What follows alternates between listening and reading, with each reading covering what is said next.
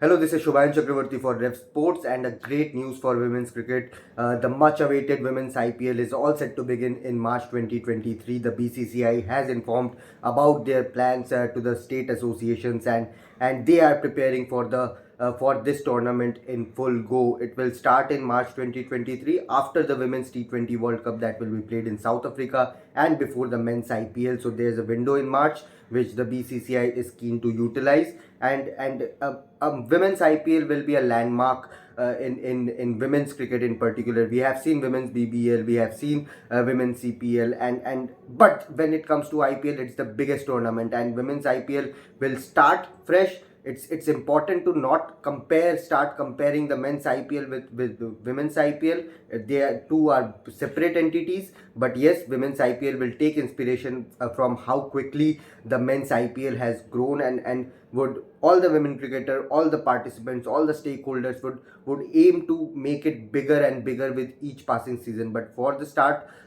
in March 2023, it will be a 5-team tournament. The BCCI is still pondering about whether to make it a zonal wise teams or city based teams like it is currently in the IPL. But yes, the zonal wise system could come into the scheme of things when we are talking about women's IPL. So we might have teams like East Zone, Northeast Zone, South Zone, West Zone, and so on. So 5-team tournament. It will be a 20 match tournament. So 20 games. It might not look very big. It might look very minnow in compared to 74 matches in IPL, men's IPL. But it's a great start. We need a start. We need to make it perfect rather than making it grand. It will be grand when a Harmanpreet Kaur plays, when a Shafali Verma plays, when a Elisa Healy comes, when a Sophie Eccleston comes.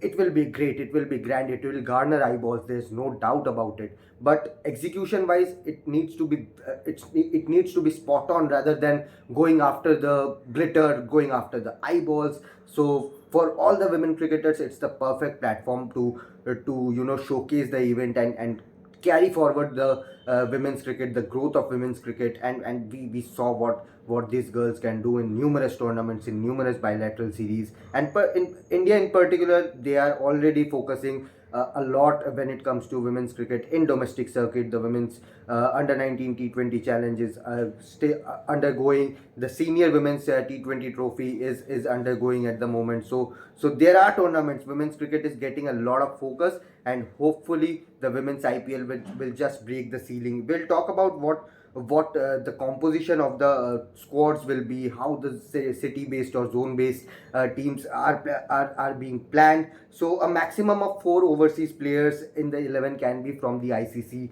full ICC playing nations, and one from the associate nations. So it's a great move to bring in players from associate nations and give them the platform to shine as well. So great initiative by the BCCI. And the squad could be of maximum of 18 players, including 6 overseas players. So that's the combination: 12 Indian, 6 overseas. That will compose a squad. The board is also debating between two options, as I said, whether it will be zone wise or city wise. City wise, we are already seeing in the IPL. So whether they go with that format or bring in the zonal element completely in this women's IPL, it remains to be seen. A decision will be taken by the IPL governing council and of course the BCCI hierarchy, and it will be a round robin format. 20 matches. You get the first finalists. They become the final. You play the. You end up as the first position in the league standing, and you play the final.